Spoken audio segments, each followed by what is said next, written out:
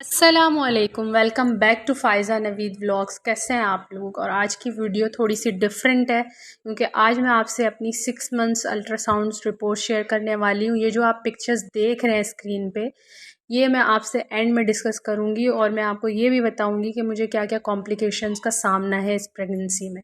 तो ये मेरी 6 मंथ्स की अल्ट्रासाउंड रिपोर्ट्स हैं और सबसे पहले जो मेरी अल्ट्रासाउंड रिपोर्ट हुई थी वो 8 वीक्स में हुई थी। और 8 वीक से पहले मैं अल्ट्रासाउंड जो है वो उसको जो है बेनिफिशियल नहीं कहती। जब तक आपकी डॉक्टर कंफर्म ना करे आप प्लीज़ अर्ली अल्ट्रासाउंड्स ना करवाएं। ये एक मशवरा है उन लोगों के लिए जो बहुत ही एक्साइटेड होके जल्दी से अल्ट्रासाउंड करवाते हैं। मैंने बहुत सारी वहाँ पर वुमेंस देखी जिनको ये मतलब न्यू प्रेगनेंसीज थी, तो वो बहुत जल्दी जल्दी अर्ली अल्ट्रासाउंड्स करवा रही थी।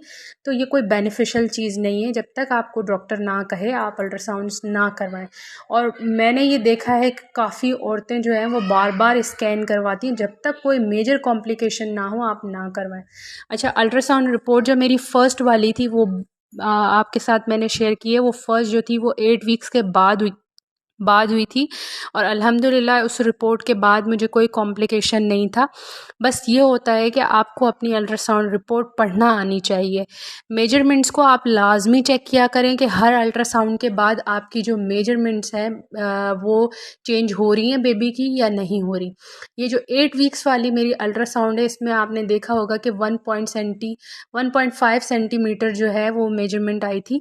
और उसके अलावा जो बाकी चीज़ें होती हैं वो तो डिटेल में डॉक्टर्स मेंशन कर देती हैं कि सिंगल सैक है और इसके अलावा हार्ट बीट कार्डिक एक्टिविटी क्या है।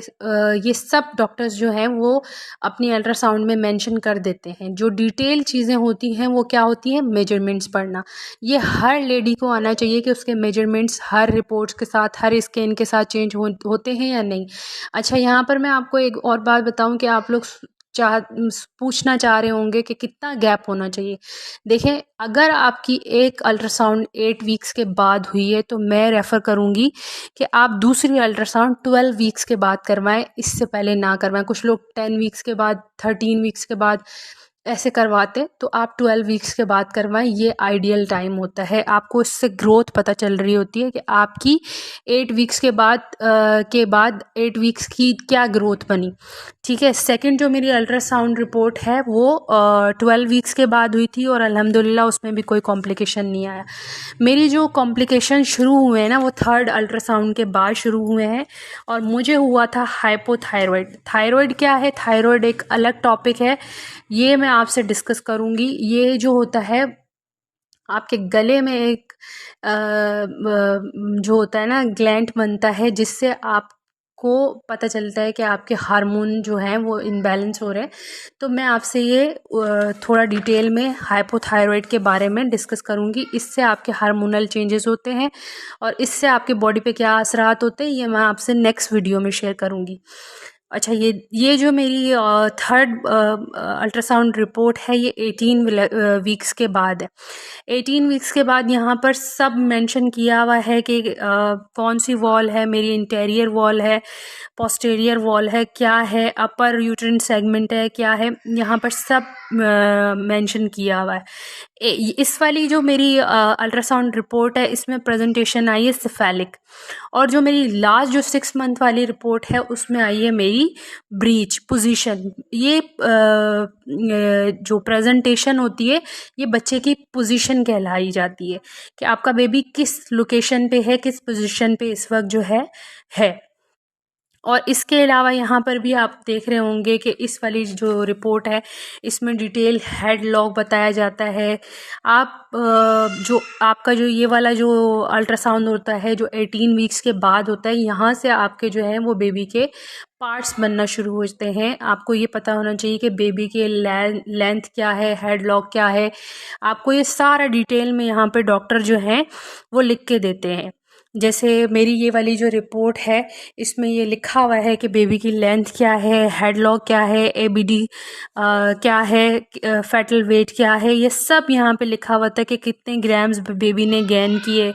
और इसके अलावा जो मोस्ट इम्पॉर्टेंट स्कैन होता है उसको हम कहते हैं एनॉमली स्कैन। ये जो आपका एनॉमली स्कैन होता है ना, ये बेसिकली होता है आपका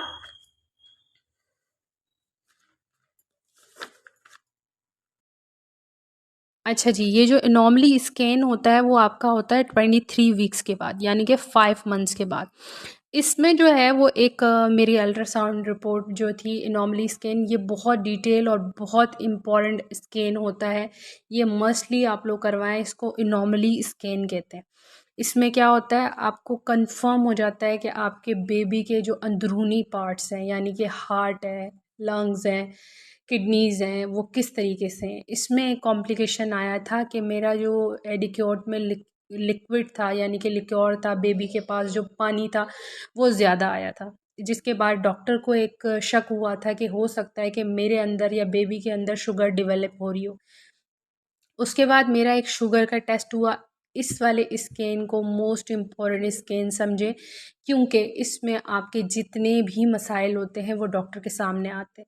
फिर अल्हम्दुलिल्लाह जब मेरा शुगर का टेस्ट हुआ तो वो क्लियर आया था, लेकिन मुझे हाइपोथायरॉयड चल रहा है, जो कि मैं आपसे नेक्स्ट वीडियो में शेयर करूंगी। अभी मैंने सिर्फ आपको इंट्रोडक्शन दी है कि आप अपनी जो रिपोर्ट्स हैं उसको कैसे रीड कर सकते हैं। This one is my last one ultrasound report. ये मेरी 6 मंथ्स कंप्लीट होने वाले हैं तब की रिपोर्ट है, और अल्हम्दुलिल्लाह 25 वीक्स हो चुके हैं, जैसे कि आप स्क्रीन पे देख रहे हैं।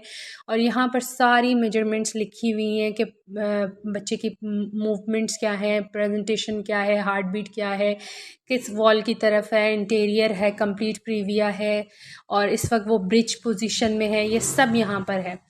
जो मैंने आपको पिक्चर्स दिखाई वो वहाँ पर लिखा हुआ था कि वो किस तरह की पोजीशन है, वो आप एक दफ़ा फिर देख लें। आपको आज की वीडियो अच्छी लगी होगी, और अच्छी लगी हो तो लाइक एंड सब्सक्राइब ज़रूर कर दें। Thanks for watching.